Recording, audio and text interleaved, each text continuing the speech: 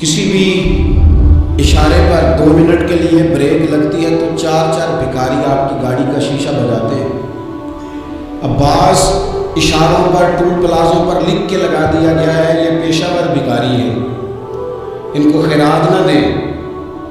لیکن میرا سوال یہ ہے کہ ان سارے بھکاریوں کو ایک جگہ پہ کھڑا کر کے پوچھنا کس نے ہے کہ تم بھیک کیوں مانگ رہے ہو؟ ان کے گھروں تک ان کے ساتھ کس نے جانا ہے؟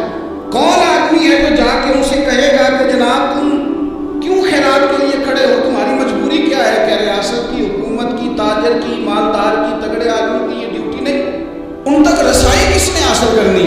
وہ بیوہ جو پچھلے سال دروازے پہ زکوٰۃ دینے آئی تھی وہ اس سال بھی آئی ہے، وہ خاتون جسے پچھلے سال آٹے کا تھیلا دیا تھا وہ اس سال بھی آئی ہے، وہ خاتون جو پچھلے سال 4 بچوں کو ساتھ لے کر کے چھوٹوں کو آئی تھی وہ آج بھی اسی طرح کشکولے طرف دراز کیے ہوئے ہیں۔ اور حضرت عمر کیا فرماتے ہیں؟ سیدنا فاروق اعظم رضی اللہ تعالیٰ عنہ ارشاد فرماتے ہیں، اس کو امام بہقی نے اور امام سیوطی نے نقل کیا ہے، حضرت عمر فرمایا کرتے تھے کہ اگر میں زندہ رہا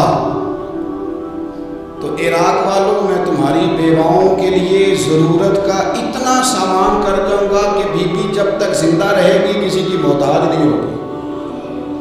اس کے لیے اس طرح کے اسباب پیدا کر دیے جائیں گے کہ اسے حاجت نہیں ہو، اس کے لیے مستقل بنیادوں پر اس کے اخراجات دیکھ کر اس کے لیے اہتمام کر دیا جائے، اسے دوبارہ کشکولے طرف دراز کرنے کی ضرورت نہیں پڑے گی۔ ایک صحابی تھے حضرت جناب سیدنا خفاف بن ایمان غفاری رضی اللہ تعالیٰ، انہوں نے بڑا کردار ادا کیا تھا میدان احد میں، انہوں نے اور ان کے صاحبزادے نے۔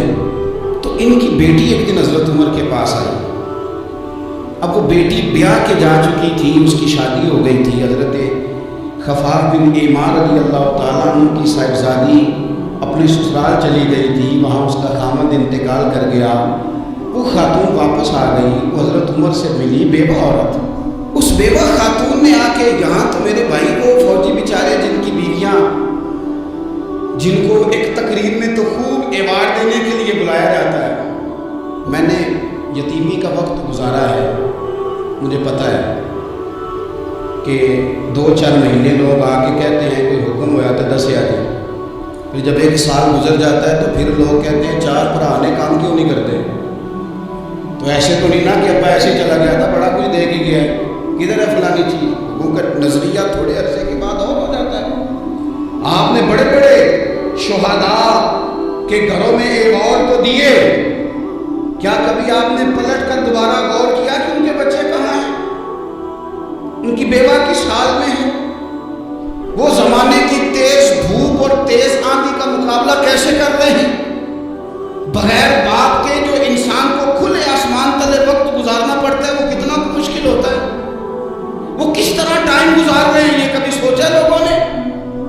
یہاں تو نرنگی سیاست دوران تو دیکھیے منزل انہیں ملی ہے جو شریک سفر نہ تھے، جو نکلے ہی نہیں تھے وہ منزل تک پہنچ گئے، اور جنہوں نے جوانیاں گزار دی وہ راستے میں رہ گئے۔ حضرت خفاف بن ایمان کی صاحبزادی بیوہ ہو کے آ گئی، بچے ساتھ تھے، سرے راہ جناب عمر سے ملی اور مل کے کہنے لگی حضور میں اس صحابی کی بیٹی ہوں جنہوں نے احد والے دن اپنے بیٹے کے ساتھ مل کے محاصرہ کیا تھا، بچے میرے یتیم ہو گئے ہیں، میں بیوہ ہوں۔ حضرت فاروق اعظم رضی اللہ تعالیٰ عنہ نے فہرست نہیں مانگی، خرچے کی ڈیٹیل نہیں مانگی، تم آنا فلانے سے ملنا، پرسوں 9 بجے آ جانا دفتر، یہ کوئی بات نہیں کی۔ حضرت عمر غور سے کھڑے، اس بیٹی کی بات سنی، چھم چھم سیدنا فاروق کی آنکھوں سے آنسو گرے، دوڑ کے گھر گئے، ایک اونٹ نکالا، وہاں سے مال غنیمت کا مال کے بھر کے 2 بوریاں، اور بوریوں میں کیا تھا؟ چاندی بھی تھی، نقدی پیسے بھی تھے، کچھ ضرورت کا سامان بھی تھا، غلہ بھی تھا، 2 بوریاں بھر کے اونٹ پہ رکھ کے خود لگام اس بیٹی کے ہاتھ میں تھما کے کا پتر سامان بھی تیرا ہے، اونٹ بھی تیرا ہے۔